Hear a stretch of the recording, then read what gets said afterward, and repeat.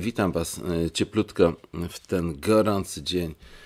Słuchajcie, ostatnio miałem po prostu rozmowę ze znajomym, z takim fajnym kolesiem z Niemiec. No, facet starszy jeszcze trochę ode mnie. Mieszka w Niemczech, słuchajcie, na północy Niemiec. No, mieszka już, nie wiem, za 30 ileś lat.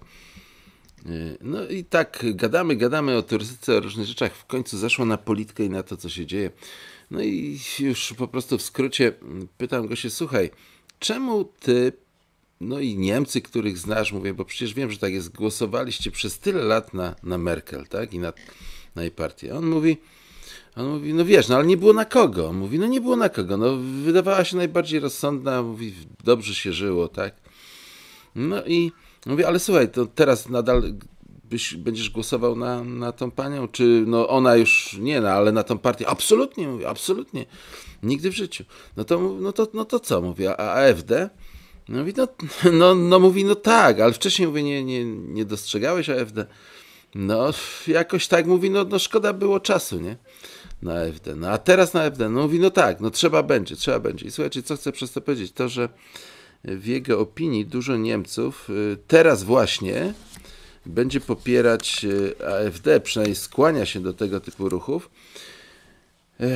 W mojej ocenie jest to, nie wiem, dam znak zapytania, druga noga tego samego ciała, czyli nie wiem, wtedy, kiedy będzie bardzo źle, kiedy ludzie będą skłaniać się, to wtedy gotowe rozwiązanie jest już podsunięte. Ja nie chcę tutaj nic powiedzieć złego na temat AfD, no ale tak to się dzieje.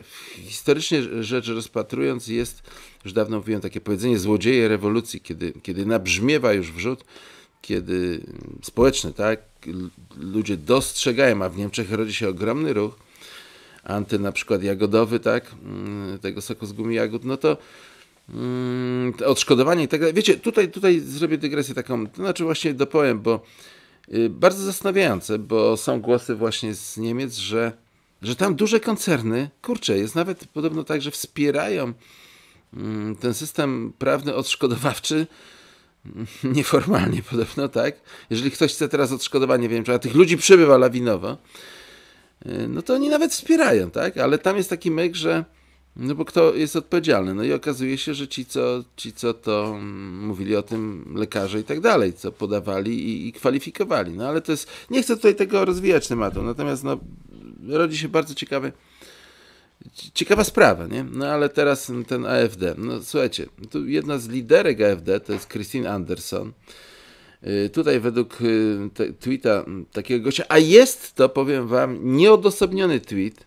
On tutaj mówi, że według mojej opinii jest najbardziej odważną postacią na planecie. Christine Anderson, AfD. I tutaj jest Twitter. No cóż, ja robię follow, tak, tutaj ustawiam sobie powiadomienia. Zobaczymy, chcę być na bieżąco tutaj na Twitterze z tą panią. Ciekawa postać faktycznie, a mówię. No i jest taki filmik, gdzie Christina Anderson ostrzega WHO. Słuchajcie, to jest niesamowite, nie? Zaraz wam tutaj puszczę. O tutaj. Posłuchajmy tylko chwilę. And the people might be interested in who is responsible for the abolition of democracy. So, we are here today to tell you, WHO globalitarian misanthropists, we are here today to tell you, you picked this fight, you wanted this fight, well, guess what? You've got it. Let's fight. Because these brave citizens, my colleagues and I, we will not tire to fight you every step of the way. These brave 7 citizens and millions more around the world, these are the people you will have to reckon with from now on. Because we are millions around the world. It is you that is the small fringe minority. You... Zobaczcie sobie tego tweeta, już wam pokazałem, gdzie on właśnie jest. No na przykład tu Wigland Fox też to tutaj umieścił. Słuchajcie, no ona tutaj po prostu powiedziała, że ostrzega, tak, WHO wprost z Parlamentu Europejskiego, jako z partii AfD, Alternative für Deutschland, ostrzega Światową Organizację Zdrowia, że słuchajcie, mówi do nich się zwraca, doprowadzimy was do upadku. Mówi coś w tym stylu, jesteśmy tutaj po to dzisiaj, aby powiedzieć, globalni mizantropowie WHO, jesteśmy tu dzisiaj, aby wam powiedzieć, wybraliście tę walkę, chcieliście tej walki, to się zastanówcie, bo będziecie ją mieć. My walczymy, tak? Ogłasza właśnie Anderson. To wy jesteście małą, marginalną mniejszością, kontynuuje, to wy nie macie prawa po prostu mówić, dyktować ludziom, tak? Czego chcą, a czego nie chcą. Proszę, zabierzcie to od nas, tak? Zabierzcie to od milionów ludzi na całym świecie. Doprowadzimy was do upadku i nie zmęczymy się, dopóki tego nie zrobimy. Zwraca się do WHO. Więc przygotujcie się. Jesteśmy tutaj, a walka trwa, więc walczymy. W tym nagraniu użyła słowa mizantropia. Mizantropia to po prostu jest to jest ciekawe określenie, warto je znać, bo będzie się od teraz coraz częściej, myślę, w języku nawet polskim, tak, przewalać. Po prostu mizantropia jest to niechęć do nas ludzi, słuchajcie, do nas ludzi, do gatunku ludzkiego, tak. Mizantropia to jest coś takiego, to jest jakby, można powiedzieć, że nienawiść do ogółu ludzkości, tak. A więc tak ich oskarża i po prostu stwierdza, że chcieliście walkę, to będziecie ją mieć. Słuchajcie, tak po ludzku, ja jestem osobiście przekonany, że wszystko, co dzieje się dzisiaj na świecie, łącznie z tą wojną, powtarzam to nieraz na wschodzie, jest to wojna na zamówienie. Jest to wojna, gdzie wszystkie strony się na nią umawiają, chcą po prostu opinię publiczną tak zmanierować, żeby pewne rozwiązania, które będą po tej wojnie, ona przyniesie, bo nie ma czegoś lepszego jak wojna, w tym sensie lepszego, żeby coś zmienić, tak? Ale tutaj, jednak chyba jest to ta partia AfD drugą nogą jednego ciała, tylko że, bo to jest niemożliwe, żeby ktoś bardzo inteligentny, kto planował tą całą sytuację, która wybuchła od 2 lat, nie wziął pod uwagę niezadowolenia szerokich mas i sposobów skanalizowania. Ale nie ma wyjścia. Ruch oburzonych musi mieć swoje przywództwo. To jest coś takiego, że jeżeli by teraz naprawdę jacyś, na przykład na wschodzie, Rosjanie, nie wiem, wzięli sprawy w swoje ręce. Nie, taka wizja. Na przykład jakiś generał niezwiązany zupełnie z żadnym zachodnim mocarstwem i przerwał tą wojnę, a na przykład wojska ukraińskie zwróciłyby się do Kijowa, żeby też zrobić swój własny rząd i powiedzmy te siły od wewnątrz rosyjskie również by chciały przerwania wojny, to w moim przekonaniu,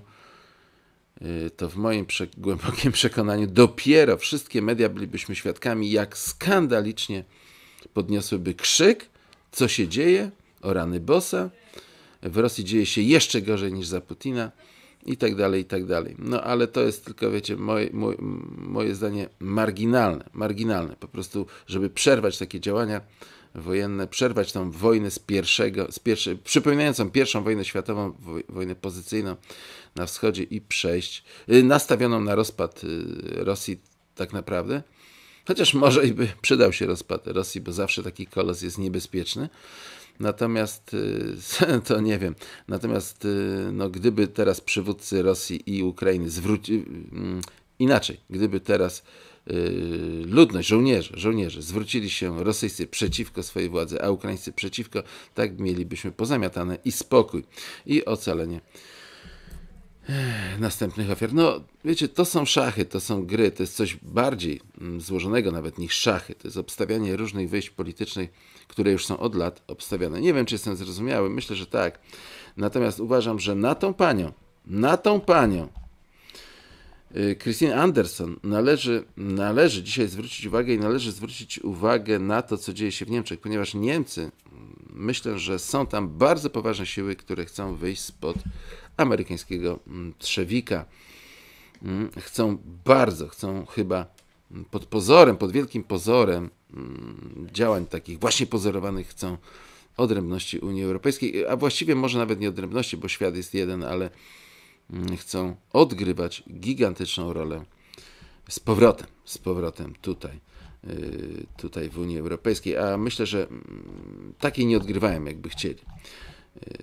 Także no zobaczymy. No taka moja mała rozkminka. A widzicie, sytuacja jest bardzo poważna i tutaj na przykład taki artykuł Interia Wydarzenia, opracowanie Jakub Krzywiecki godzinę temu. Ataki na basenach w Niemczech.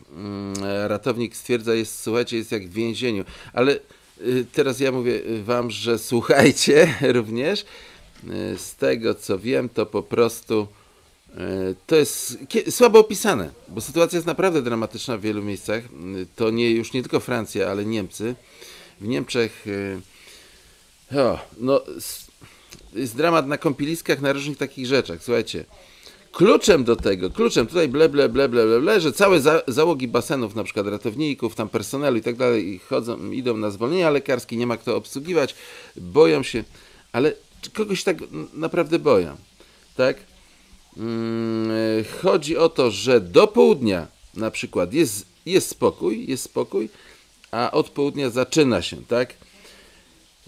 Można to nazwać, oni to nazywają sfrustrowanymi dzieciakami ze środowisk migracyjnych, tak? To są ci agresorzy. Rozumiemy teraz, kim oni są. 80% sprawców ma arabskie pochodzenie. No, po prostu trzeba mówić o pewnych rzeczach otwarcie, tak? Otwarcie. Terroryzują baseny. No, jeżeli do tego dodamy to, że ci ludzie traktują w specyficzny, już tak powiem, sposób dziewczyny, kobiety, które na tych basenach, na te baseny uczęszczają, no to sobie dalej już doklepcie sami, tak? Doklepcie sobie sami, bo według nich kobieta w ten sposób ubrana, no to sama wszystko chce, prawda? Słuchajcie, to jest już, nie wiem, upadek tego systemu, który na Zachodzie jest. On jest rozsadzany od wewnątrz. No i teraz, jak można się dziwić teraz temu, że na przykład mój znajomy teraz mówi, jednak będę głosował na AfD, nie? Po prostu dochodzi coś do punktu krytycznego. Taki punkt już to osiągnęło, kiedy na własnej dupie Niemiec odczuwa właśnie zagrożenie. Tak? Nie ma, słuchajcie, na tych basenach, okazuje się, nie ma policji. Brak jest tej policji, jest za mało kadr, bo oni by musieli obstawiać każde kąpielisko. Teraz jest gorąco, wszyscy chcą iść, rozebrać się, iść na jakieś kąpieliska, baseny. W Niemczech jest sporo tego typu rzeczy, ale jak tam iść? Jak tam przebywają właśnie tacy ludzie, którzy już mocno się opalili dawno, tak? Że tak się wyrażę. No żartobliwie powiedzmy, bo jeszcze się ktoś doczepi, tak? Żartobliwie, kochani. To jest dopiero początek. To jest dopiero początek, uważam, wielkiego marszu AfD. Nie ma innego wyjścia, jak po prostu, moim zdaniem, jednak śledzić ten ruch AfD w Niemczech, no bo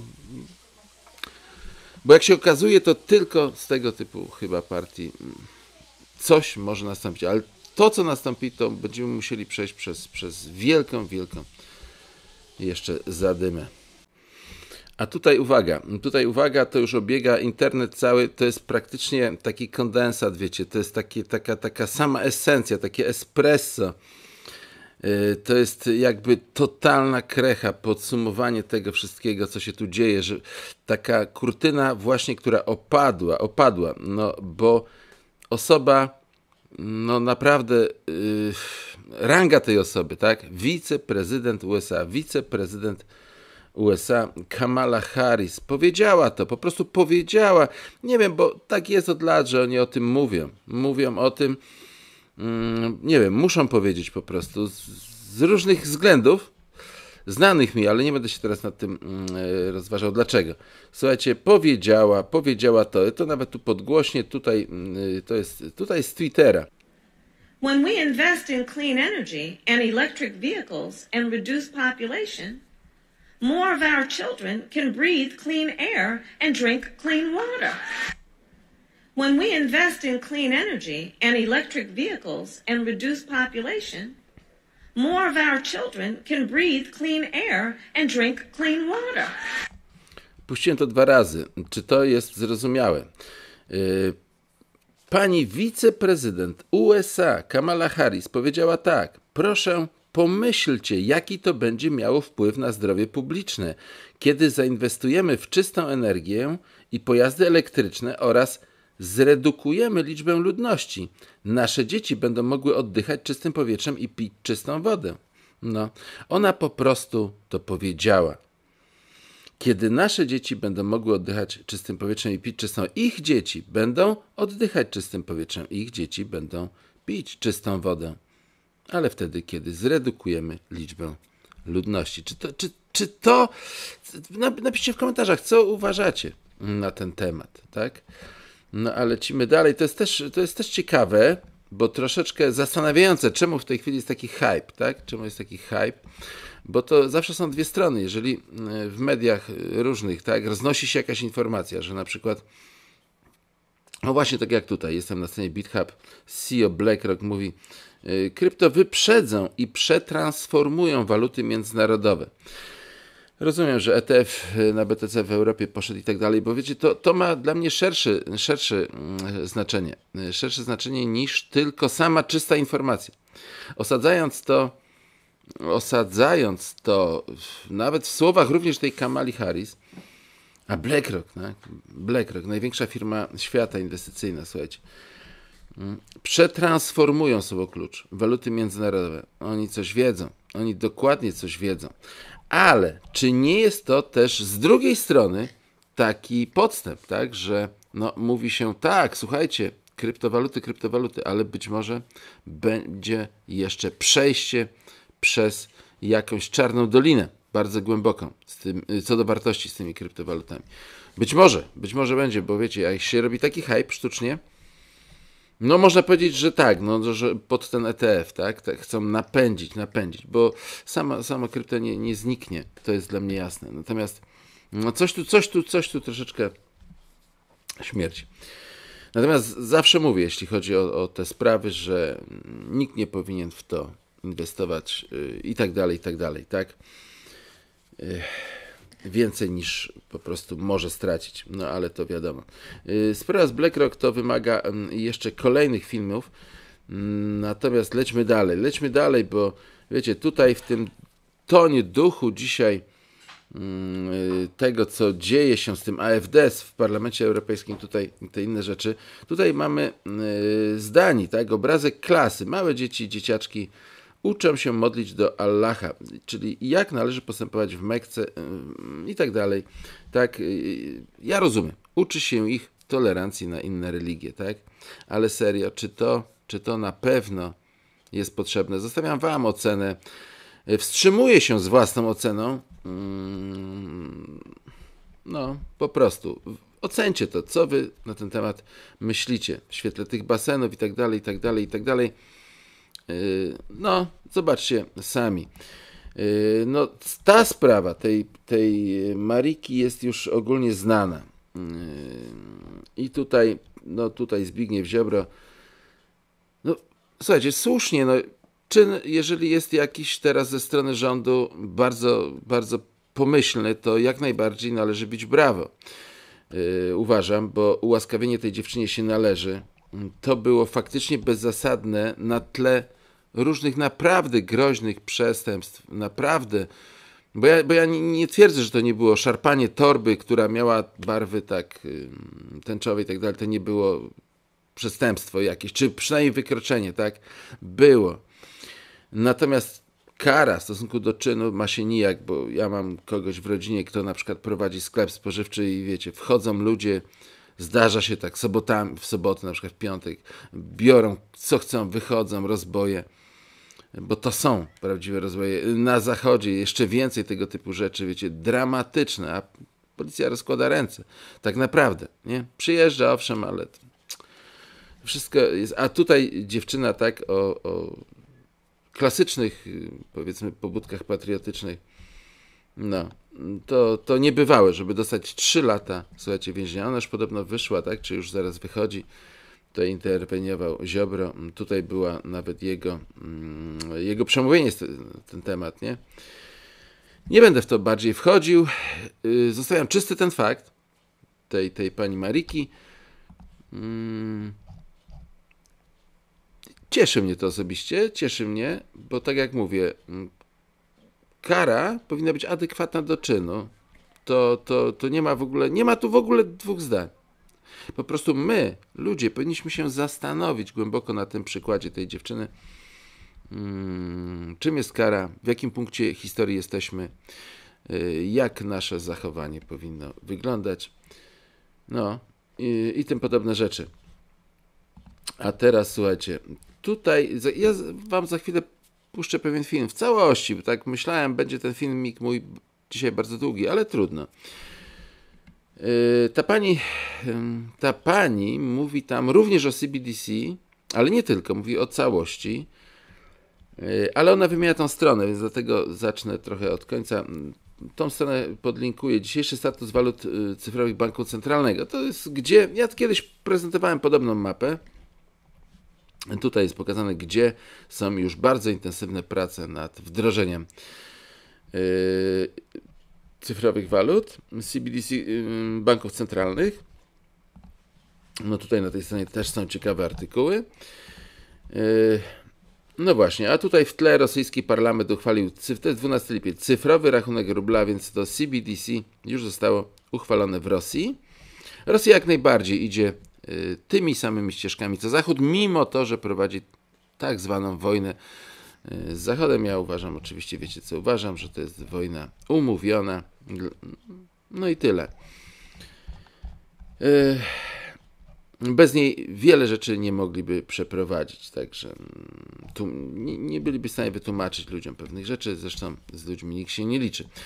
A teraz słuchajcie, Melissa Ciumei to jest z pochodzenia, ona mieszka w Irlandii Północnej, jest inwestorką, powiedzmy, że finansistką też, tak. Z pochodzenia rumuńskiego jest ta pani, ale ta pani wie co mówi, ja słuchałem 2 czy 3 lata temu już, wspominałem też kiedyś o niej, ona tak naprawdę no, jest tą kobietą, jest powiedzmy, myślę, jednym z nas, człowiekiem jednym z nas, trochę możemy się różnić, to nie szkodzi, bo nie ma nigdzie jednomyślności, dobrze, że nawet ludzie, ci w mniejszości się trochę różnią między sobą w poglądach, w ocenach, ale chodzi o to, żeby kierunek był wspólny i te najważniejsze rzeczy, tak, filary, żeby podobnie spostrzegać. A więc teraz zapraszam was na film z tą właśnie panią, co ona ma do powiedzenia, bo generalnie to jest bardzo, bardzo ciekawe. Ja na razie się już żegnam. Cześć.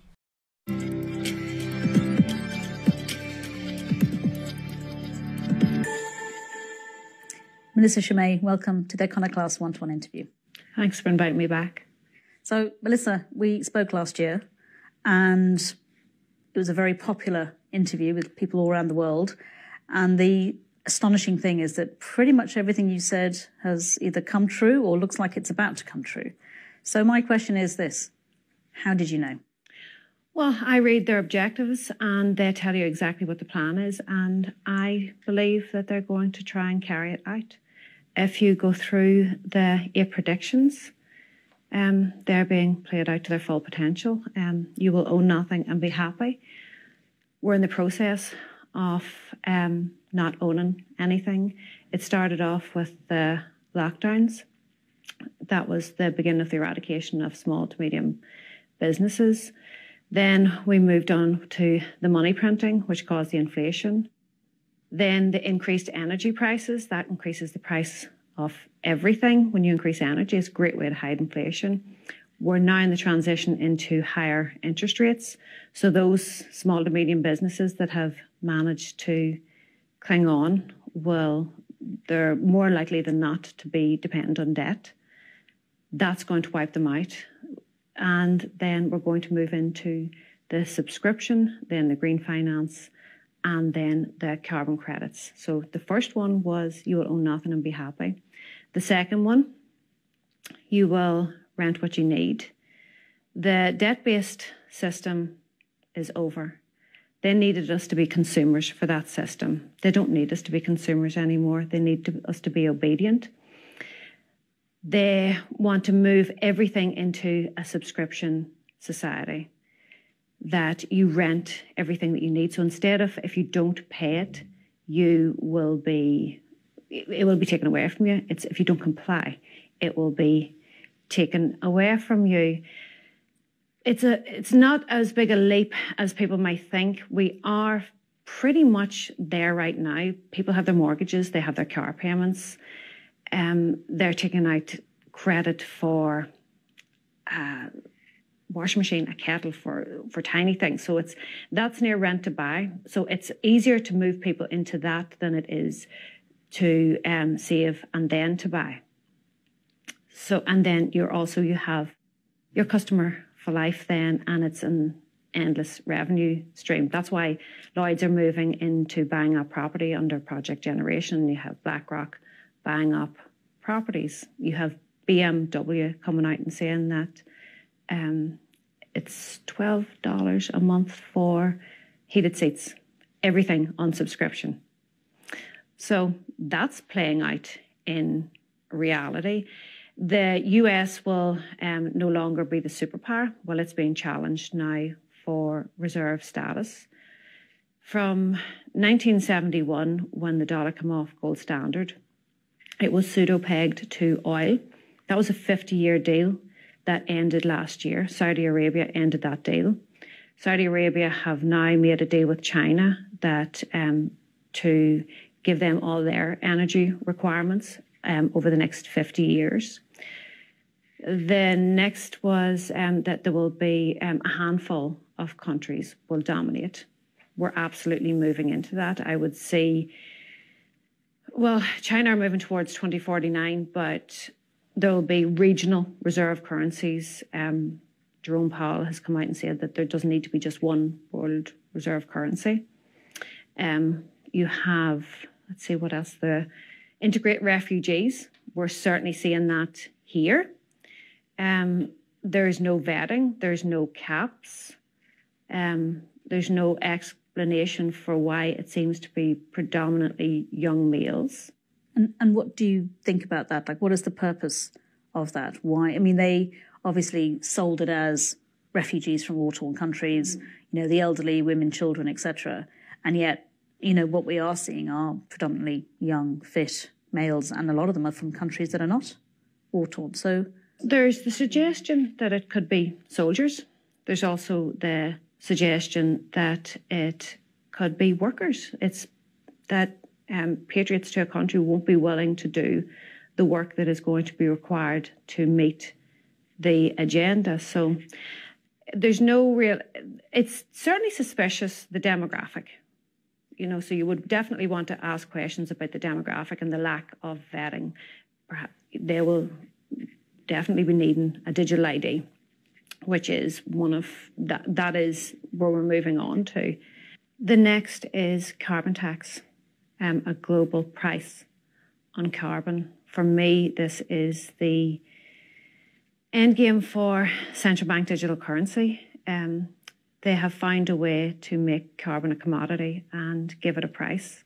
So I would expect that people would definitely question the science around climate, the climate crisis, when it's given carbon a price, that maybe it's a little bit more suspicious, and you might want to take a look at that.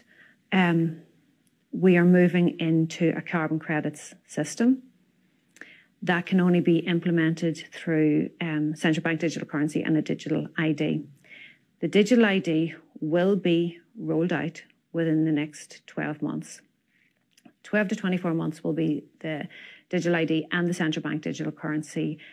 You have India, who have the Aadhaar digital ID. They're rolling out, they're piloting their central bank digital currency now in December. China already have it. Over 50% of the countries around the world are looking at it, piloting it. There is that overarching, beyond the the social and the political fighting that's going on. There's an overarching financial reset that is the elephant in the room that nobody is actually talking about. That is going to be reset to social and carbon credits. Net zero is not about saving the planet. Net zero is about taking control of the food and the energy and finding a way to turn that into a currency. Putin was explicit in that. He said that you cannot feed your people from social media. You need to supply them with food and energy. But they are. It will be done through carbon credits. Carbon credits is the new currency. It will be a combination of social and carbon credits. So are you saying that's going to be the only currency? There won't be any other currencies? This will just be like the social credit system in China, where there's a score and people have to try and maintain that score or things like that. Like, is that it? There won't be anything else? Well, that's a suggestion. When you think that from their point of view, there is too many people on the planet and not enough resources for these people. Now, there is enough resources. Saudi Arabia has enough oil for 500 years. There is enough food. There should not be any hunger in the world. There is enough food. It's politics that gets in the way of that. But if you're coming from a perspective that you think that there is not too many people and not enough energy resources, you either reduce the population or ration the energy resources, or both. And what do you think they're choosing to do then? There is population decline and demographic decline in the West. They're moving to ration the food and the energy. The fiat currency is based on absolutely nothing. It's the faith of the people. And with inflation, that starts to lose faith in the currency. So they're scrambling to get in a new currency. The new currency will be a credits system because the credit system is based on what is tangible wealth, food and fuel. So they take control of that, turn it into a currency and issue it through central bank digital currency, which is programmable money. They have total control. It's individual monetary policy. They have complete control over every aspect of your life. Where you go, what you eat, what you buy, what you do, everything. That's the capability of central bank digital currency. A lot of people that I have spoken to have pretty much said, well, if I have nothing to hide and this means that I have a guaranteed income, then okay, yeah, I'm okay with that. But the reality is, what's going to happen if we don't do something about this? What is really going to be the situation? Well, you are at the mercy of the dictate of the government or the shadow government. There's no one that agrees with every single policy from government. So at some stage, you're going to disagree with something and you're going to be cut off. You're going to be sanctioned with the penalties. And people need to realise that they're not going to agree with everything. I can take absolutely any individual and explain to them why it's a terrible idea for them. If you're on universal basic income and you like to drink wine and you buy 2 bottles of wine, they can decide, oh, that's not good for your health, so we're going to stop you from buying wine. They can stop you from buying any goods. They can stop you from saving. So if you want to save to buy a house to go on a holiday, they can issue you with negative interest rates on your saving. They have every capability to control every aspect of your life. And with increased computer power, they can tailor that to the individual. So there's nobody that's going to escape this level of control. If you have nothing to hide, that's fine. But do you want the government dictating every aspect of your life? And in terms of the technological capabilities, are we there yet? Like, is it actually feasible from a logistical point of view that they can do this? No, we're not there. We're not entirely there. No, these are concepts in people's heads that they inch towards all the time. So they never achieve 100%, but they're always moving a little bit towards it. But you have the concept of B multiplied by C multiplied by D, the Yuval Harari, where B is biological knowledge multiplied by computer power, multiply by data, which is what they're working on now. They need the data, equals hackable humans. So if you combine then central bank digital currency with artificial intelligence, which is constantly increasing, when the more data it receives, the better it gets, they are building the prison. That's what the prison is. The prison is an artificial intelligence prison. Your phone right now is your prison warden, and that cannot happen without digital ID. Digital ID is the last gate that we can rebel at. Can we rebel? Is there any way of actually stopping this? Or are there too many people who've bought into it? Where are we?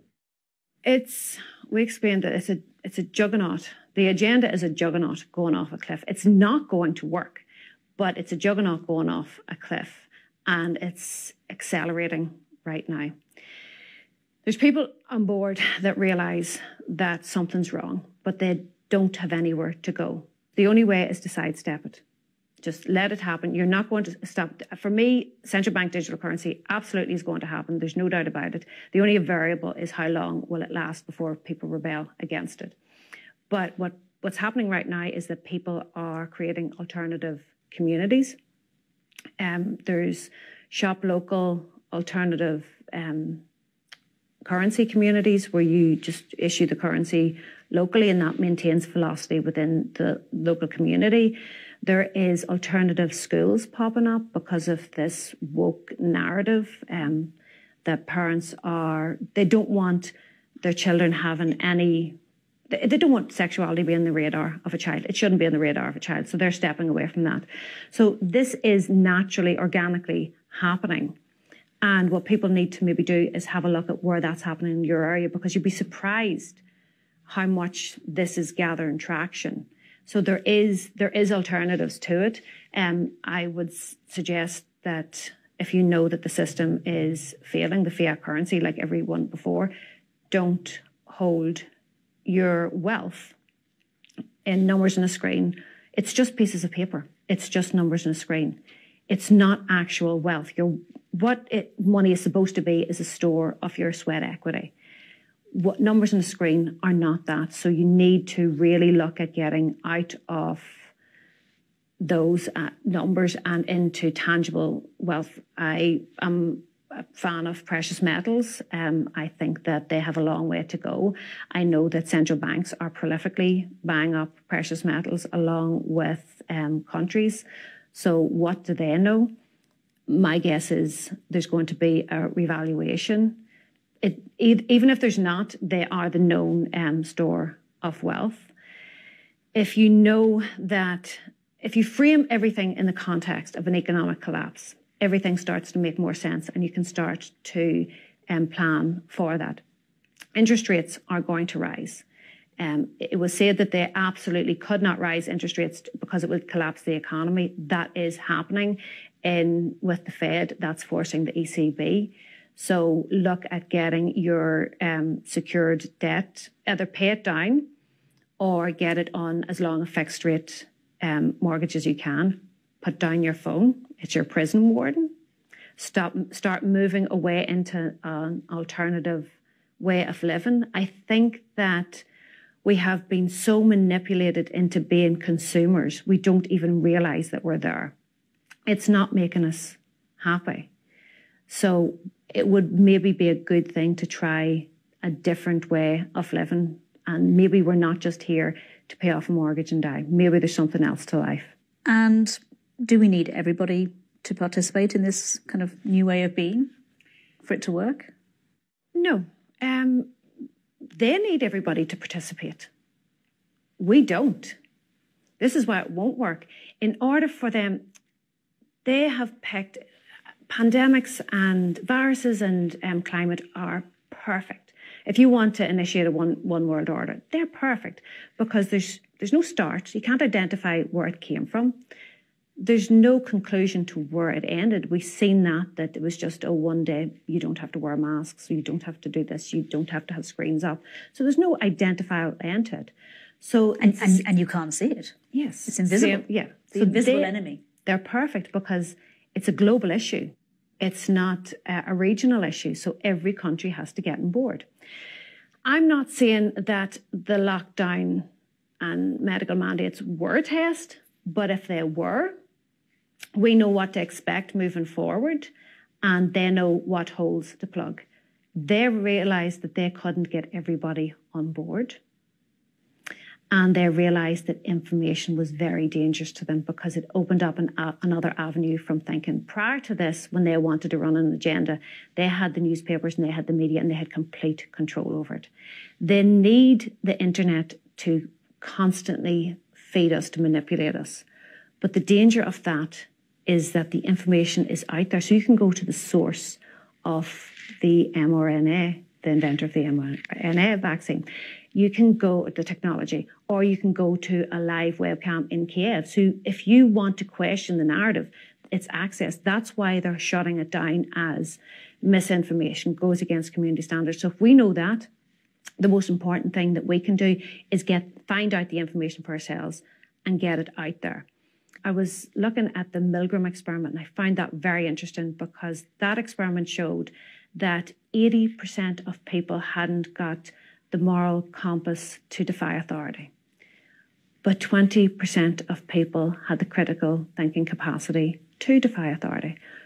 That is in alignment with the uptake of the clinical trial, the percentages. So when you take that information and you look at studies that were done, that if 3.5% of the population rise up against the government, no government can withstand that. So we don't need even that 20%. We only need between 3.5% and 5%, but it needs to be active and it needs to be sustained.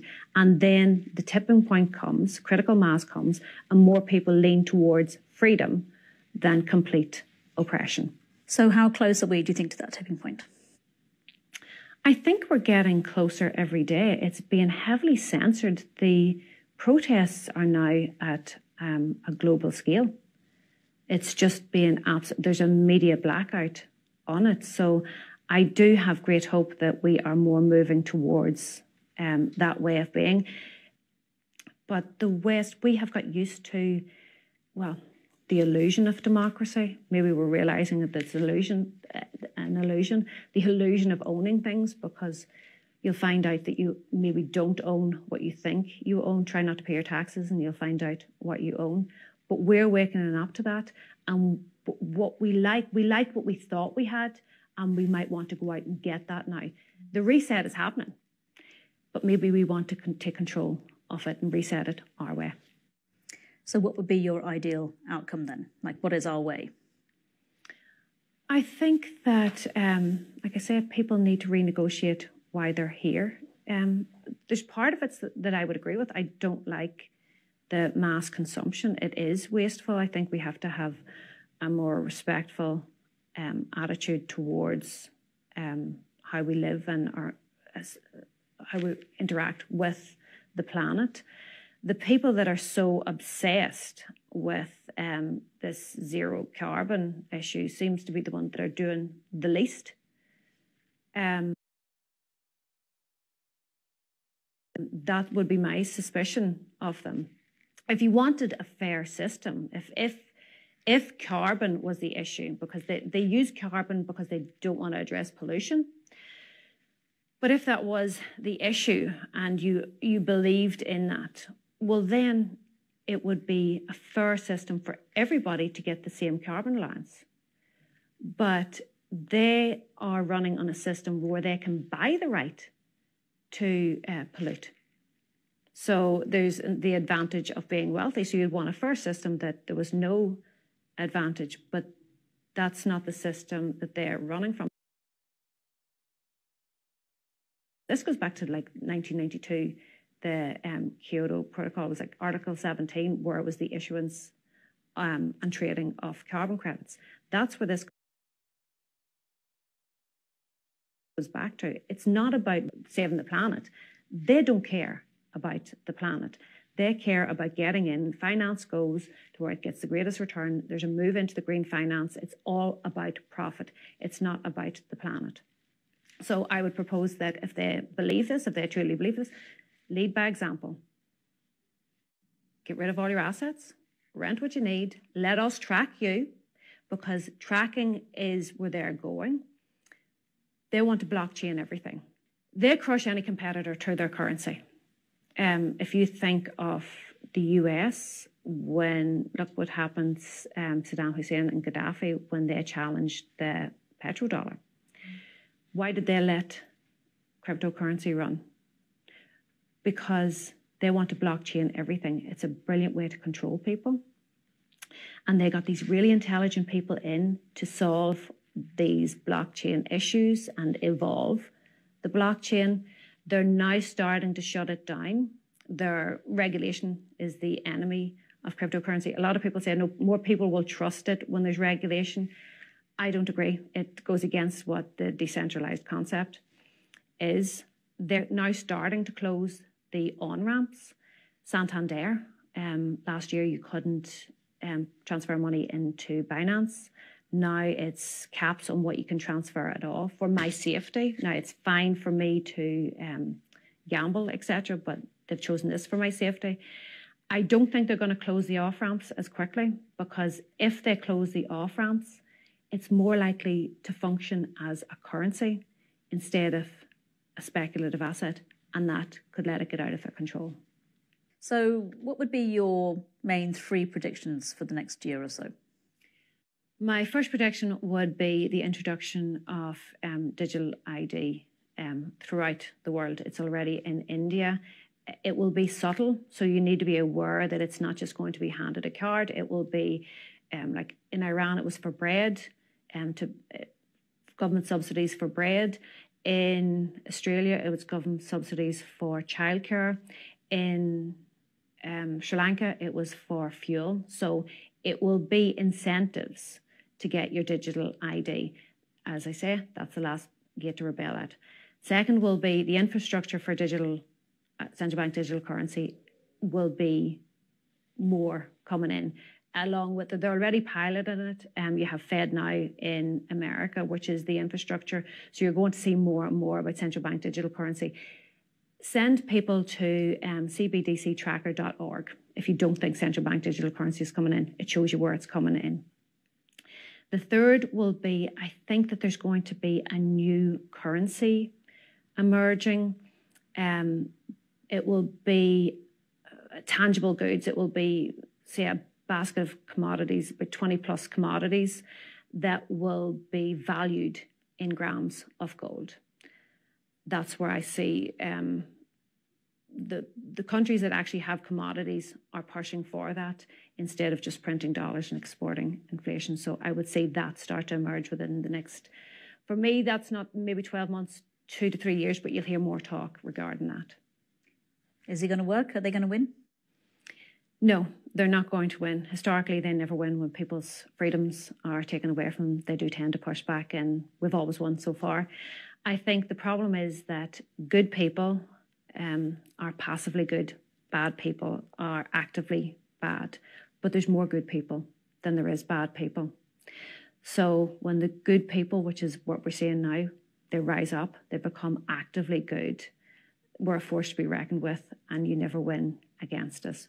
But it's up to us. Whether they win is up to us. So do not let them win. Do not comply. Well, Melissa, thank you so much. And we look forward to seeing about those predictions on the next Iconoclast 1-to-1. Thank you.